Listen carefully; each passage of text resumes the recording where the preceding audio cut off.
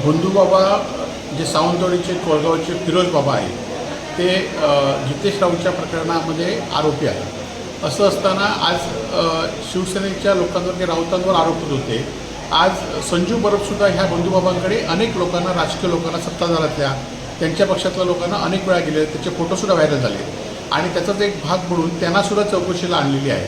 आता त्यांच्यावर काय कारवाई करणार हा आमच्यापर्यंत सत्ताधाऱ्यांना प्रश्न आहे की आज अनेक ठिकाणी खरात बाबा सावंतवाडीतल्या कुठल्या आमदारांचे जवळ होते हे सुद्धा माहिती आहे। आता ही संजू परबसुद्धा या फिरोज बाबांवर काय काय विषय केलेले आहेत आणि कुडाळ तालुक्यामध्ये सुद्धा हायवेला असलेले बुवासुद्धा अनेक लोकांना राजकीय निवडणुकीचं तंत्र देत असतात।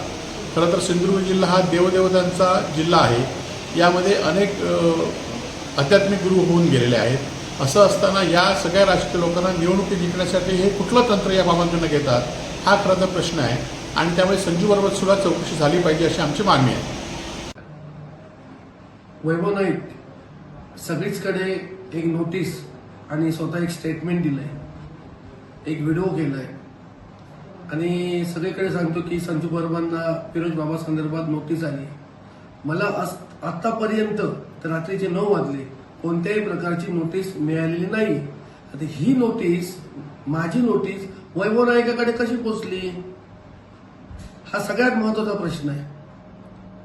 का दारू पिऊन बोलतो, काय दारू पितो एवढं मला माहिती आहे, तर दारू पिऊन बोलायला लागला हे मला आता कळतं, कारण ही नोटीस आतापर्यंत मला कोणती पोचलेली नाहीये।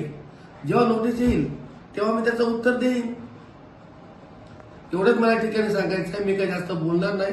मला नोटीस आली नाहीये त्याच्यामुळे काय बोलू इच्छित नाही आणि त्याने जो कोणती जी नोटीस देतोय ती काय त्याने स्वतः तयार केली ते मला पहिलं बघितलं पाहिजे।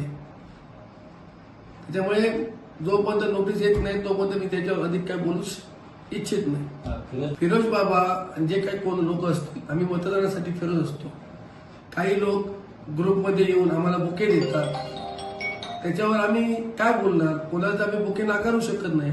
कोणी फुलं दिली तर आम्ही घेत होती, याचा अर्थ त्याच्या कारणामध्ये आमचा काय संबंध नसतो। बुके वगैरे त्याने दिलाय मला, आम्ही मान्य करतो, तो सुद्धा 50 लोकांत दिलेला बुके आहे। काय करणी करतोच करताना आमचे फोटो नाहीत, बुके देतानाच फोटो आहेत, कोणत्या पर्यंत काय संबंध नाहीये।